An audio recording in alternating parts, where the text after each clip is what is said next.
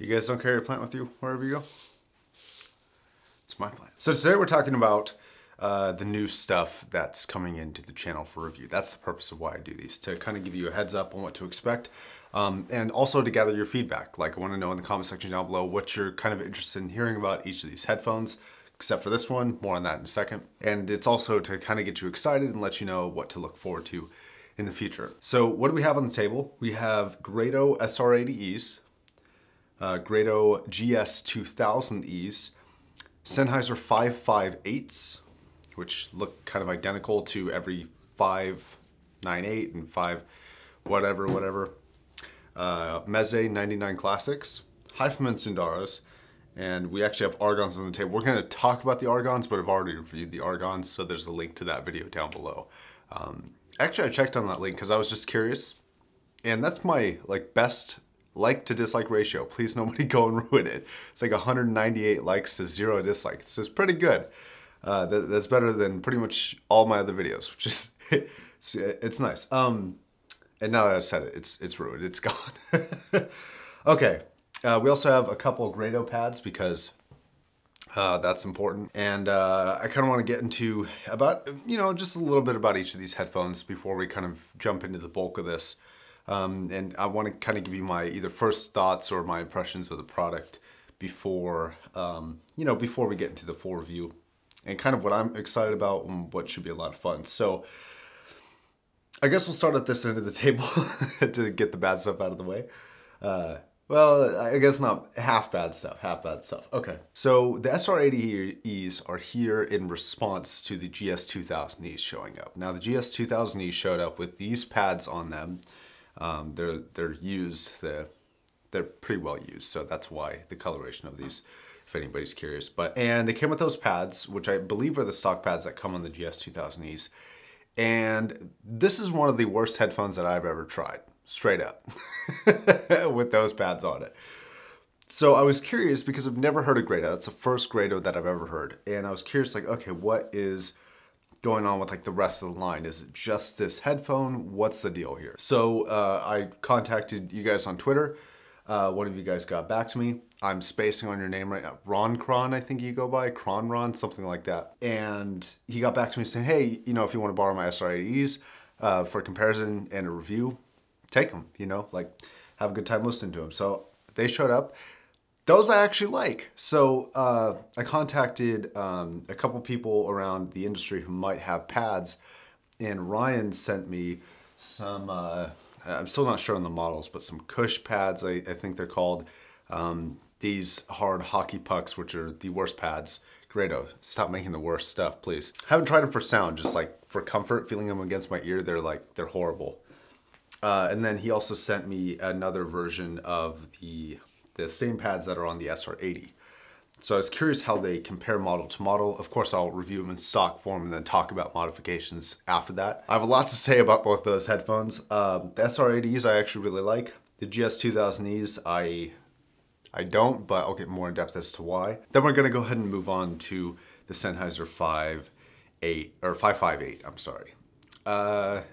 Really good headphone, actually. I put these on, and I gotta admit, I'm a sucker for Sennheiser mid-range. I just love it. I love the way that the vocals come across, and their lower, HD600 and lower line. Well, their HD line that's lower than the 700 basically. So the 600 series and the 500 series. I just love the tonality of those and the sound of them, and this is no exception. I'm still a huge fan of the comfort of this particular headphone. I was a big fan of it back when I tried the 998s, and I'm a big fan of it now. It sounds and feels amazing to listen to. Then we have the 99 Classics. Now Meze did send me these, and these are very, very fun headphones, super fun. There's one kind of major issue with them that I've had so far, which is heat. The pads got really, really hot last night while I was listening to them, and it's cold here. It snowed, I think 6 or 8 inches less yesterday, so it's pretty cold here. This is not really a super high fidelity headphone, right? That's not kind of the purpose of this. This is a fun, kind of a fashion can, and I think that's that's probably how I'll judge it, you know, like obviously I'll break it down into technical aspects as well, like I do with every headphone. And I'll of course be honest with my conclusions and, you know, what's better for technical aspects. But regarding like the feel of them, the fit, as long as they're not hot, they actually feel really good. They're fairly comfortable headphones. And then they just look, in my opinion, gorgeous. They asked if I wanted the silver or the gold and the walnut, and I just love the gold on this. I don't know why, but like, I don't know if it's the paint or the metal that they use, but it's one of those golds where like gold can get really gaudy really fast, and maybe it is to you, but to me, I love the design of this. They're super punchy. Like they're punchy, man. They're super punchy. And then we have the HiFiMan Sundara. Now HiFiMan sent this, their US distributor specifically sent this. These are actually on sale right now for $350. I'm not sure how long they're gonna be on sale for, so check the links down below to get the current pricing on them. But as I'm making this video, they're on sale, and the guy who sent them to me asked for me to notify you of the sale. You know, other than that, of course, I'm not being influenced or asked to say anything in particular. These are absolutely worth that money. These shit all over M1060s. They're a little bit different. Actually, I'd love to get a pair of M1060s in to compare against these because they're going to be about the same cost. M1060s coming in, I think currently about like $297, $300, and these coming in at $350. That's a close enough gap for me to compare them at that price, even though normally these are $500. But these are killer, man. These are so. You know what's the most impressive thing about this headphone, and regarding the sound, like tonality is good, you know, the bass response is great. The treble is so fast on this headphone. It's a little bright for me, just a hair bright, and we'll talk more about that in the review. But the speed, man, it is so incredibly quick. It actually is quicker than my 1990s, which is it's a feat to tackle, especially for a planar. I think they're allowing me to hold on to these for comparisons, which I definitely want to do. And one of the comparisons that I want to make right away after I reviewed that is against the DT1990, you know, my classic reference or comparison headphone. But yeah, that'll be a very interesting comparison because they're similar in a lot of ways and very different in a lot of other ways. Another impressive part about this headphone, the brackets, like the actual headband structure, not very great, but the actual ear cups feel, if anybody's felt the Ether 2, they feel like the Ether 2. They're super lightweight, super thin, and crazy comfortable. Like when you put them on, and that's kind of why it's so hard for me to judge this this frame, is because it's obviously, like everything about this headphone is like, okay, we want to use lightweight, clean materials, right? And when you put it on, for me, it's just so difficult to complain about anything. Like it's one of the lightest, if not the lightest planar that I've tried. And it's definitely the most comfortable. So it's like, you know, if the sum of the parts equal a good result, then it's kind of hard to judge how they got there. But, you know, I've said in the past, like I'm an end result type of guy, but either way, it's pretty fun. Okay, so that's gonna be it for the reviews coming out for the headphones. There's gonna be a review for the Mica Auragain speaker amplifier. I'm gonna review that. And those Mica MB42XC speakers against the MB42X, or the MB42C, which is the non-crossover version.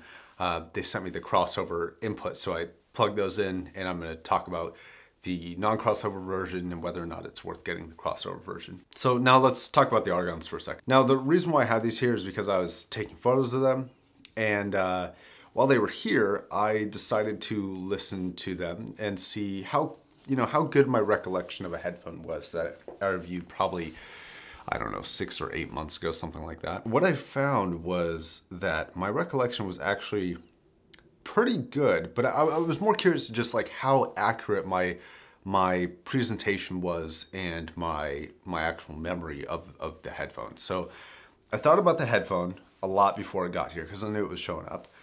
Then I watched my review, and everything that I had remembered was exactly in line with what the review said.